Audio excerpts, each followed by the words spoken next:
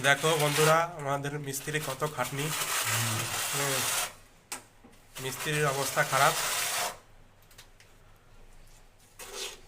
দেখো, নিচের টালিটা সুন্দরভাবে বসিয়ে দিলাম, কিন্তু উপরের টালিটাই তো কষ্টকর। দেখো কত কষ্ট করে বিলাতি মারছে। কালকে ঘোলা ঢুকিয়ে দেবো আবার। কালকে এই 2 লাইন করে ঘোলা ঢুকিয়ে দেবো, লিকুইড ঘোলা।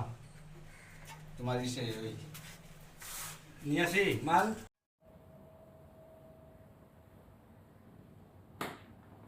বাথরুম কমপ্লিট হয়ে গেল, দেখুন।